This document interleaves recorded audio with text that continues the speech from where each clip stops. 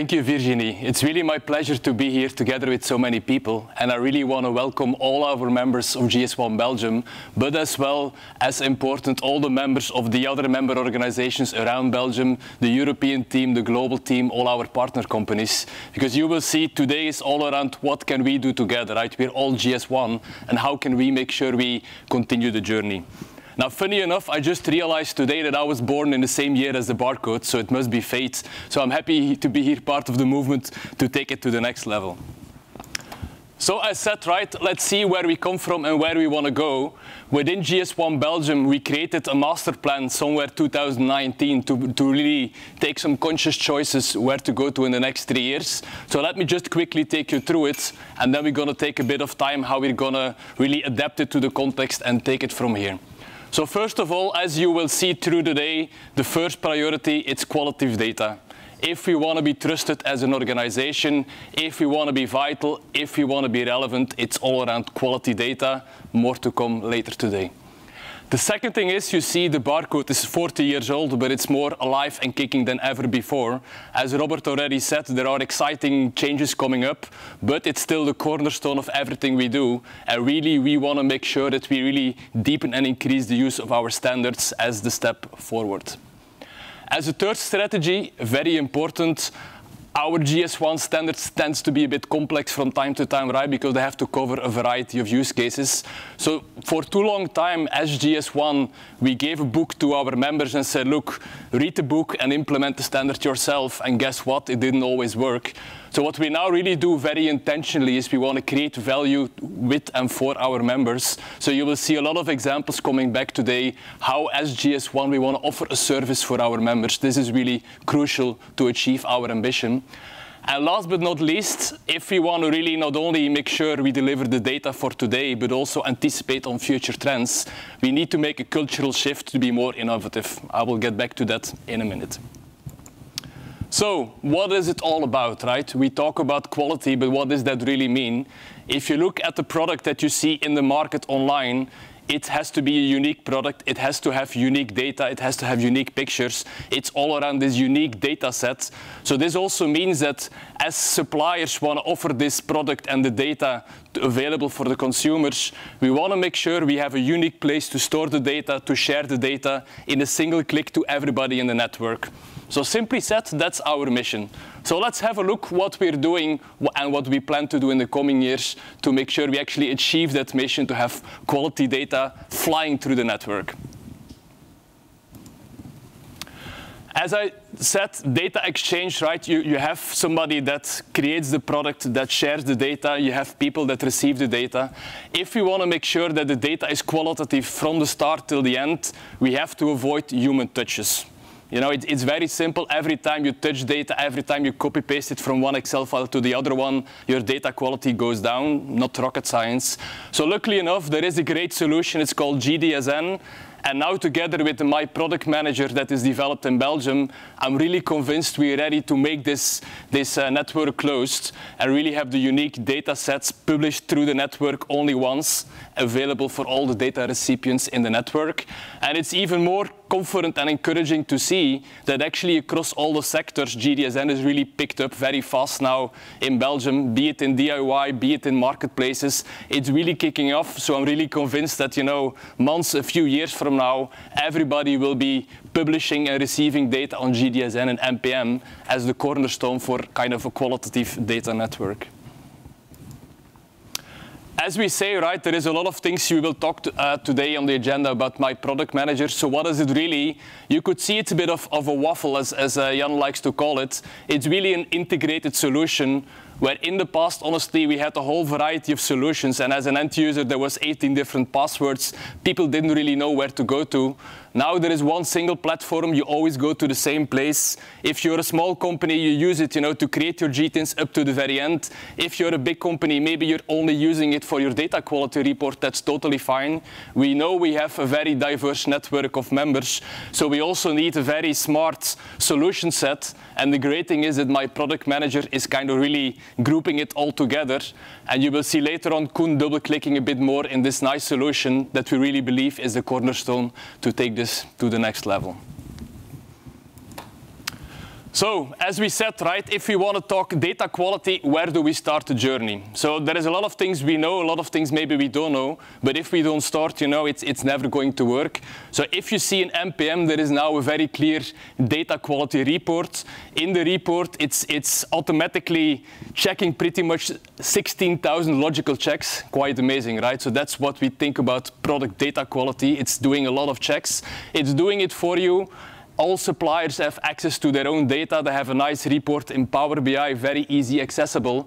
And they can actually check, in the coming months, every company has it available. And they can see, what is the truth? What is the current status of their data quality? And this is the starting point, right? If you don't put a number on it, nothing is going to happen. So we're very excited that now everybody will look at the same data in the same way. And this is a crucial starting point. So you will see later on, please, this is the very first thing you need to remember of today. Go online, go to your Power BI report and check your data quality as a first step. Secondly, as Jan already referred to and we're going to see later on today, on top of having the report available, we want to make sure that whatever people see on the label, on the physical product and digital in the system in my product manager is the same thing, right? It's all around consistent data. And for that, actually, we are now really running a pilot on an audit program. And in that program, literally, we're checking whether the data on the artwork is the same in the system. As we are kind of evolving as an organization, this is no longer a manual check. We have some optical character recognition, some machine learning to support that exercise, to do it in an effective way. So we're still learning, we're still early on, but you see already from the first results that the scores are not good. You could say, yes, it's eye-opening, I didn't know, or I did know. But now, at least, again, we have a report, we have a good audit program. So I think now it's really up to all of us to take these two solutions, maximize the output, and really take this already to the next level. Now, as we know where we are today now, right, that's a great starting point. We know where we want to go directionally, that we want to have everybody at 96% of data quality. You could wonder, yeah, but how do we get there, right? Where do we start? How do we do it? So this is just a nice visual of our roadmap. Again, you don't need to double click in all of the details. But what is important to see is that we are making choices, right? We're making choices where we start. We start in pre-packed food and we want to take them to the next level. We're having the data quality report, we have the audit, and we're sure this is going to be an important step. As we're starting the journey, as we're learning, we're rolling out new solutions, really pivoting to the need of our member states, making sure that we can not only step change on pre-packed food, but we can then also take it to the next level on non-food. So in the end, our mission is, of course, to cover all our members, but we need to go step by step. We need to start, we need to learn. And in the end, right, we want to make sure that we're having solutions for all members, be it corporate, be it small, be it the local beer brewer. In the end, everybody is part of our members. They're all equal. We want to have data quality everywhere. So this roadmap is really about being very intentional where to start and how to take it to the next level. So through the day, you will get a few references to this roadmap, and I hope it makes you as confident as I am that we're going to take it to the next level. So as we said, second strategy is about deepen and increase the use of our standards. So what does that mean? There is a lot of members already today, but it's actually important, right, that we actually get more members because we want to reach the whole community. And it's actually very encouraging to see that 95% of our new members is actually using NPM, which really means we're addressing a new, let's say, niche in the community that we didn't reach before. So again, it's another evidence that NPM is really an important cornerstone to really make the data quality better for our current members, but also for our new members. And this is, of course, crucial to take it to the next level. All right, let's go on. So if we talk about creating value for our members, I already mentioned before why we think this way, right? It's not about having the book, see how you make it work. It's about offering a service for our members. And this has very, very diverse ways of achieving it. It's about having a help desk in 3 languages. It's about having the solution with NPM, right, where you have an end-to-end solution.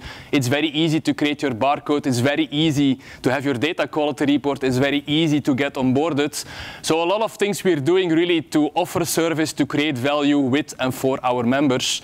And we're now also rolling out kind of a new committee on sustainable value value chain, making sure that, we're also addressing losses in the whole value chain that people on their own cannot really unleash. So as GS1, we also really want to take the lead to connect all partners in the value chain and open up really how can we address these losses with the GS1 standards. Exciting things to come in that area.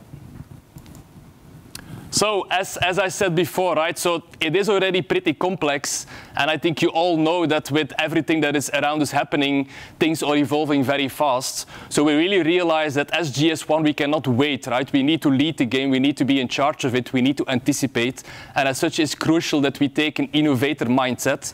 So I'm happy to share, right, that we're really engaging the community with innovation cafes. We're actively joining complex programs like Holy Grail, where we look at circular packaging.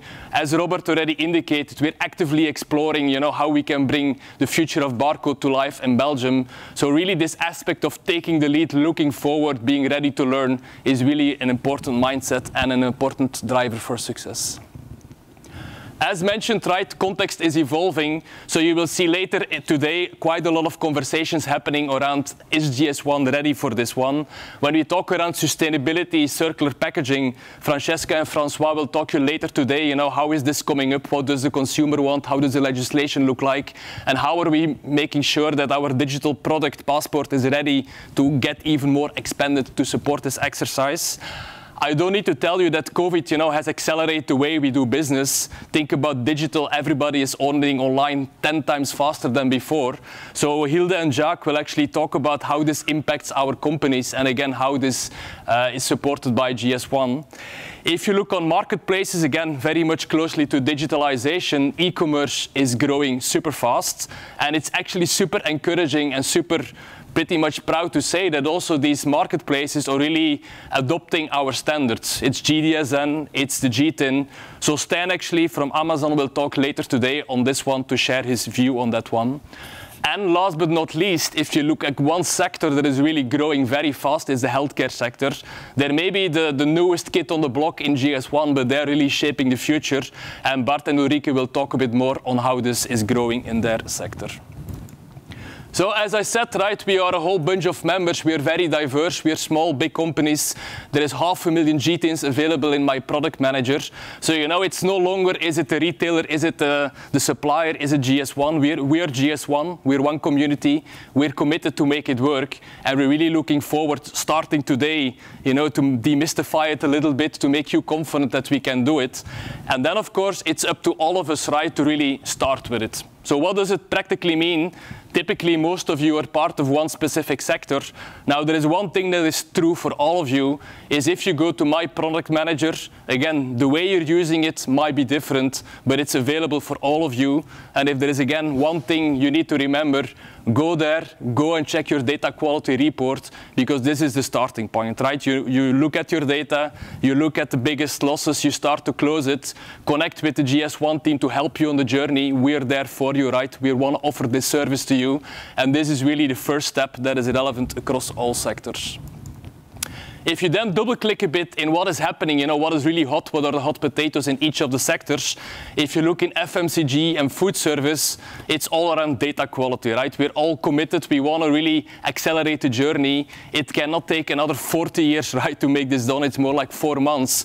Really, we want to accelerate. We want to make sure we're publishing the data in a qualitative way. We're using GDSN. Everybody is following the same process. And then I'm quite sure that very soon we're going to have all the data digitally available. So whenever then the new challenges on sustainability, etc. come, we're ready to use the passport and we're just expanding it. If you look in the next sector on DIY and pet, for example, there the data model is really being rolled out and expanded drastically in a good way. And also GDSN is rolling out, so that's one of the big priorities there.